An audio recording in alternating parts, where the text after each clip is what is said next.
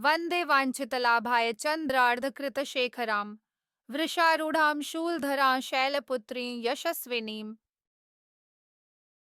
माँ दुर्गा अपने पहले स्वरूप में शैलपुत्री के नाम से जानी जाती है।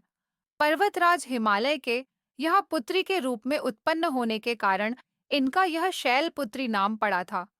वृषभ स्थिता इन माताजी के दाहिने हाथ में त्रिशूल और बाएं हाथ में कमल पुष्प सुशोभित है। यही नव दुर्गाओं में प्रथम दुर्गा है। अपने पूर्व जन्म में ये प्रजापति दक्ष की कन्या के रूप में उत्पन्न हुई थीं। तब इनका नाम सती था। इनका विवाह भगवान शंकर जी से हुआ था। एक बार प्रजापति दक्ष ने एक बहुत बड़ा यज्ञ किया।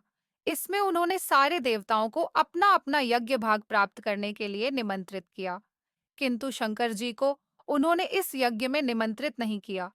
सती ने जब सुना कि हमारे पिता एक अत्यंत विशाल यज्ञ का अनुष्ठान कर रहे हैं, तब वहां जाने के लिए उनका मन विकल हो उठा।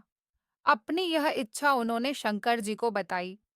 सारी बातों पर विचार करने के बाद उन्होंने कहा, प्रजापति दक्ष किसी कारणवश हमसे रुष्ट हैं। अपने यज्ञ में उन्होंने सारे देवताओं को निमंत्रित किया है। उनके यज्ञ भाग भी उन्हें समर्पित किए हैं, किंतु हमें जानबूझकर नहीं बुलाया है, कोई सूचना तक नहीं भेजी है। ऐसी स्थिति में तुम्हारा वहां जाना किसी प्रकार भी श्रेयस्कर नहीं होगा। शंकर जी के इस उपदेश से सती का प्रबोध नहीं हुआ। पिता का यज्ञ देखने वहां जाकर माता और बहनों से मिलने की उनकी व्यग्रता किसी प्रकार भी कम न हो सकी। उनका प्रबल आग्रह देखकर भगवान शंकर जी ने उन्हें वहां जाने की अनुमति दे दी। सती ने पिता के घर पहुंचकर देखा कि कोई भी उनसे आदर और प्रेम के साथ बातचीत नहीं कर रहा है। सारे लोग मुंह फेरे हुए हैं। केवल उनकी माता ने स्नेह से उन्हें गले लगाया। बहनों की बातों में व्यंग्य और उपहास के भाव भरे हुए थे। परिजनों के इस व्यवहार से उनके मन को बहुत क्लेश पहुंचा। उन्होंने यह भी देखा कि वहां चतुर्दिक भगवान शंकर जी के प्रति तिरस्कार का भाव भरा हुआ है। दक्ष ने उनके प्रति कुछ अपमानजनक वचन भी कहे। यह सब देखकर सती का हृदय क्षोभ, ग्लानि और क्रोध से संतप्त हो उठा। उन्होंने सोचा, भगवान शंकर जी की बात न मान, यहाँ आकर मैंने बहुत बड़ी गलती की है। वह अपने पति भगवान शंकर के इस अपमान को सह न सकी। उन्होंने अपने उस रूपक को तत्क्षण वहीं योगाग्नि द्वारा जलाकर भस्म कर दिया। वज्रपात के समान इस दारुण दुखद घटना को सुनकर शंकर जी ने क्रुद्ध हो अपने गणों को भेजकर दक्ष के उस यज्ञ का पूर्णतः विध्वंस करा दिया।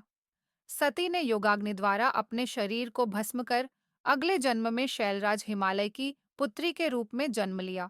इस बार वह शैलपुत्री नाम से विख्यात हुई। पार्वती, हेमवती भी उन्हीं के नाम हैं। उपनिषद की एक कथा के अनुसार इन्हीं ने हेमवती स्वरूप से देवताओं का गर्व भंजन किया था। शैलपुत्री देवी का विवाह भी शंकर जी से ही हुआ। पूर्व जन्म की भांति इस जन्म में भी वह शिव जी की अर्धांगिनी बनी। नव दुर्गाओं में प्रथम शैलपुत्री दुर्गा का महत्व और शक्तियां अनंत हैं। नवरात्र पूजन में प्रथम दिवस इन्हीं की पूजा और उपासना की जाती है। इस प्रथम दिन की उपासना में योगी अपने मन को मूलाधार चक्र में स्थित करते हैं। यहीं से उनकी योग साधना का प्रारंभ होता है। ऐसा है माँ शैलपुत्री का स्वरूप।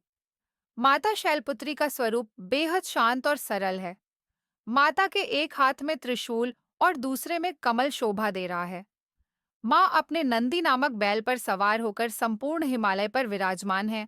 इसलिए माता शैलपुत्री को वृषोरूढ़ा और उमा के नाम से भी जाना जाता है। यह वृषभ वाहन शिवा का ही स्वरूप है और शैलपुत्री समस्त वन्य जीव जंतुओं की रक्षक भी है।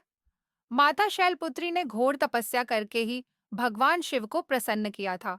शैलपुत्री के अधीन वे समस्त भक्तगण आते हैं जो योग, साधना, तप और अनुष्ठान के लिए पर्वतराज हिमालय की शरण लेते हैं। माँ अपने भक्तों की हमेशा मनोकामना पूरी करती हैं और साधक का मूलाधार चक्र जागृत होने में सहायता मिलती है। ऐसे करें माँ शैलपुत्री की पूजा। शारदीय नवरात्रि के प्रथम दिन ब्रह्म मुहूर्त में उठकर स्नानादि से निवृत्त स्वच्छ वस्त्र धारण करें और फिर चौकी को गंगा जल से साफ करके माँ दुर्गा की मूर्ति या फोटो स्थापित करें। पूरे परिवार के साथ विधि विधान के साथ कलश स्थापना की जाती है।